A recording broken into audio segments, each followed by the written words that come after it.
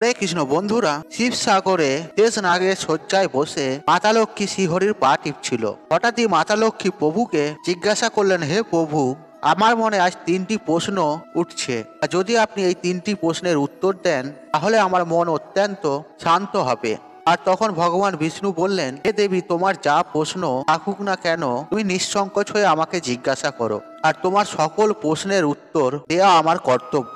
তখন মাতা লক্ষ্মী শ্রী বিষ্ণুকে জিজ্ঞাসা করলেন, হে প্রভু, কোন মহিলার ভাগ্যে পুত্র সন্তান থাকে না?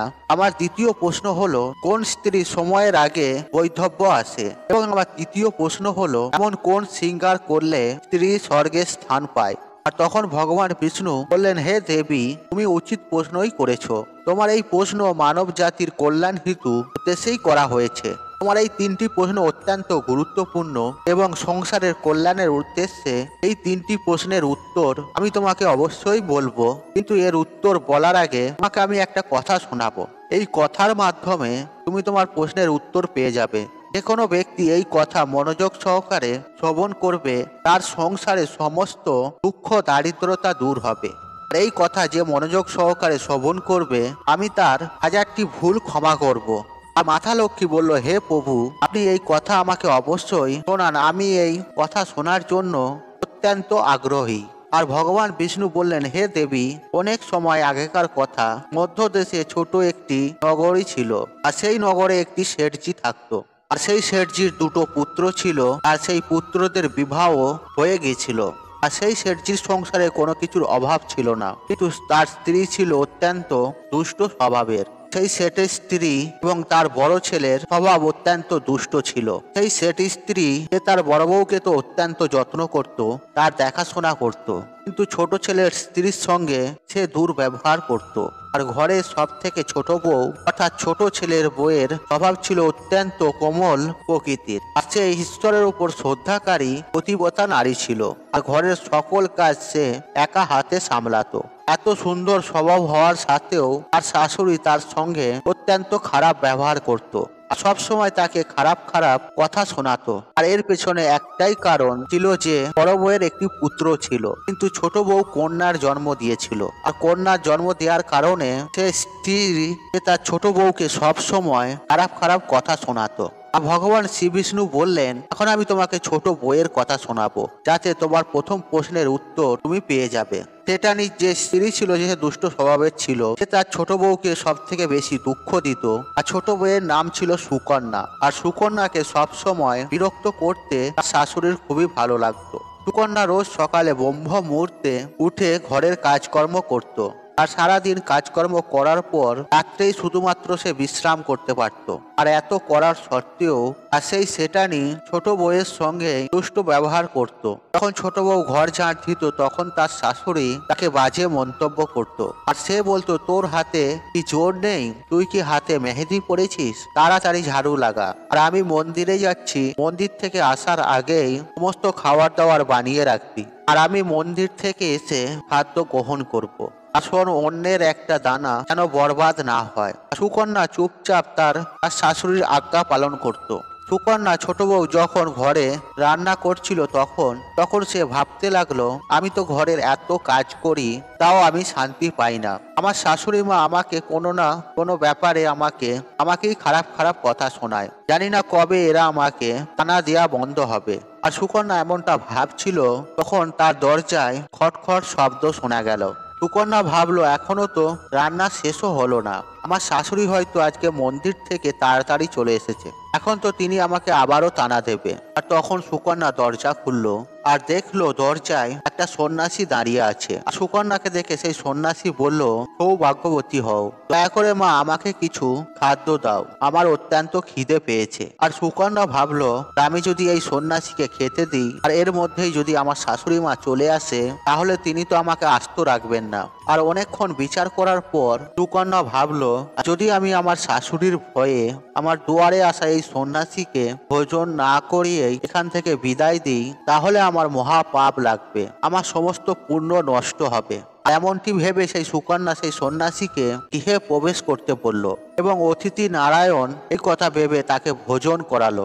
আর তখনই তার শাশুড়ি গৃহে প্রবেশ করলো। আর সেই সন্ন্যাসীকে ভোজন করতে দেখে তিনি অত্যন্ত ক্রুদ্ধ হয়ে গেলেন। আর তিনি চিৎকার করতে করতে সুকন্যাকে বললেন, এখানে কি লঙ্গর খোলা হয়েছে? আমাকে কি তোর বাবা কারি কারি টাকা দিয়েছে? তুই রাস্তার সমস্ত ভিখারিকে তুই আমার ঘরে ঢুকিয়ে তাকে খাবার দিচ্ছিস? সুকন্যা তার শাশুড়ির কাছে অনেক বিনতি করলো, কিন্তু তার শাশুড়ি তার কোনো কথা শুনলো না। তার শাশুড়ি সেই সন্ন্যাসীকে ঘর থেকে বার করে দিল এবং তার খাওয়ার থালাটা উঠিয়ে তার সমস্ত খাওয়ার নোংরায় ফেলে দিল। এরপর সুকন্যার শাশুড়ি সুকন্যাকে বলল, ওরে দুষ্ট মহিলা, তোকে আমি বলেছিলাম খাদ্যের একটা কোনাও যেন নষ্ট না হয়, আর তুই কি করলি? ওই ভিখারিকে সমস্ত খাবার দিয়ে দিলি। আর সুকন্যা ভয়েতে কাঁপতে কাঁপতে বলল, শাশুড়ি মা, আমি সেই সন্ন্যাসীকে আমার ভাগের খাদ্যই দিয়েছি, আর এতে আপনি এত কেন রেগে যাচ্ছেন? আর দুয়ারে আসা অতিথি নারায়ণের সমান, তাদেরকে কখনো গৃহ থেকে খালি হাতে যেতে দেওয়া উচিত নয়, আর এমনটা শাস্ত্রে লেখা আছে। এরপর সুকন্যার শাশুড়ি তাকে অনেক বকাঝকা করলো।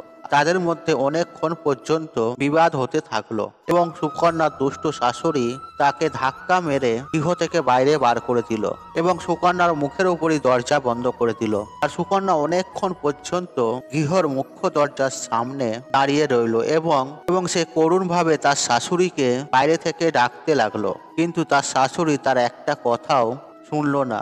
এবার সুকন্যা দুঃখী এবং উদাস হয়ে নিজের বাপের বাড়ির উদ্দেশ্যে সে রওনা দিল। আর সে বাপের বাড়ি যাওয়ার পথে অনেক বড় এবং ঘন জঙ্গল পড়তো। আর সুকন্যা ক্ষুধার্ত অবস্থায় এই জঙ্গলের মধ্য দিয়েই যেতে লাগলো। আর তখনই হঠাৎ সেখানে বিদ্যুৎ চমকাতে লাগলো এবং ঘন বর্ষা শুরু হয়ে গেল। আর বৃষ্টি থেকে বাঁচার জন্য সুকন্যা একটা বড় বৃক্ষের নিচে গিয়ে দাঁড়িয়ে পড়ল। আর সেখানে সুকন্যা দেখতে পেল বৃক্ষের নিচে একটি কুঠুরি তৈরি হয়ে রয়েছে। আর সুকন্যা দেরি না করে সেই গর্তের ভেতরে ঢুকে পড়ল। সেই কুঠুরি সমান গর্তের ভেতর ঢোকার পর সুকন্যা দেখলো ভেতরে একটি সাধু মহাত্মা বসে আছে। আর সেই সন্ন্যাসী আর কেউ নয়, ভগবান বিষ্ণুই সাধুর রূপ ধারণ করে সেখানে বসেছিলেন। আর তখন তিনি সুকন্যাকে দেখলেন, বললেন, হে পুত্রী, তুমি এই ঘন জঙ্গলে কি করছো? কান্না বন্ধ করো, আমি তোমার সম্বন্ধে সবকিছুই জানি। আর তোমার শ্বশুর কুলের লোকজন অত্যন্ত দুষ্ট স্বভাবের এবং তারা তোমাকে খুবই দুঃখ দেয়। আর এর কারণ শুধু একটাই, তোমার পুত্রের প্রাপ্তি হয়নি। আর কন্যা সন্তান জন্ম দেওয়ার কারণে তোমার শাশুড়ি তোমাকে দিন রাত খারাপ কথা শোনায়। হে পুত্রী, তুমি চিন্তা করো না, তোমাকে একটি কাগজ দিচ্ছি, আর এই কাগজে যা উপায় লেখা আছে তুমি সেই উপায়গুলি মনোযোগ সহকারে শ্রদ্ধার সাথে করো। আর এই উপায়টি করলে তোমার একটি গুণবান পুত্রী প্রাপ্তি হবে। আর যখনই সুকন্যা সেই কাগজটি হাতে নিল, আর সেই সাধু হঠাৎ করেই অদৃশ্য হয়ে গেল। আর এমন চমৎকার দেখে সুকন্যা অত্যন্ত সন্তুষ্ট হলো এবং অবাকও হলো। আর বৃষ্টি যখন থামলো, তার স্বামী তাকে খুঁজতে খুঁজতে সেই স্থানে উপস্থিত হলো। সুকন্যা তার স্বামীকে সমস্ত ঘটনা বিস্তারিত বলল এবং তারা দুজনে সেই গৃহে ফেরত না গিয়ে সেই বনেই থাকার সিদ্ধান্ত নিল। আর সেই বনে নিবাস করতে করতে সুকন্যার মনে একদিন পুত্রী প্রাপ্তির ইচ্ছা জন্মালো। আর সে ভাবতে লাগলো, যদি আমারও একটি পুত্র থাকতো তাহলে আমার শ্বশুর কুলে সবাই সম্মান করত। আর কথা ভাবা মাত্রই সুকন্যা সেই সাধুর দ্বারা কাগজের চিরকুটটি কথা মনে পড়লো এবং যখন সে কাগজটি খুললো, সে দেখলো তাতে লেখা আছে, যে স্ত্রী পুত্র প্রাপ্তির কামনা করে তার রাত্রিকালে স্বামীর বাঁ দিকে ঘুমানো উচিত। এমন ভাবেই ডান দিকে ঘুরে ঘুমালে বাঁ দিকে নাক এবং বাঁ দিকে ঘুরে ঘুমালে ডান দিকে নাকের শব্দ শুরু হয়ে যায় এবং এই পরিস্থিতিতেই পুত্র প্রাপ্তির কামনা করেই মিলন করা উচিত। আর এমনটা করলে নিশ্চিত রূপে পুত্রের প্রাপ্তি হয়। এছাড়াও সেই চিরকুটে লেখা ছিল, মাসিক ধর্ম শেষ হওয়ার চতুর্থ রাত্রিতে মিলন করা কখনোই উচিত নয়। পঞ্চম রাত্রে মিলন করলে কন্যার প্রাপ্তি হয় এবং ষষ্ঠম রাত্রে মিলন করলে পুত্রের প্রাপ্তি হয়। সপ্তম রাত্রে মিলন করলে বন্ধ্যা পুত্রীর জন্ম হয়। অষ্টম রাত্রে মিলন করলে বলশালী পুত্রের প্রাপ্তি হয়। নবম রাত্রে মিলন করলে সুন্দর কন্যার প্রাপ্তি হয় তথা দশম রাত্রে মিলন করলে বিদ্বান এবং শ্রেষ্ঠ পুত্রের জন্ম হয়। 11তম রাত্রে মিলন করলে সুন্দর আচরণের কন্যা প্রাপ্তি হয়। 12তম রাত্রে মিলন করলে সুন্দর পুত্রের প্রাপ্তি হয়। 13তম রাত্রে মিলন করলে লক্ষ্মী স্বরূপা কন্যার জন্ম হয়। 14তম রাত্রে মিলন করলে গুণবান এবং চরিত্রবান পুত্রের জন্ম হয়।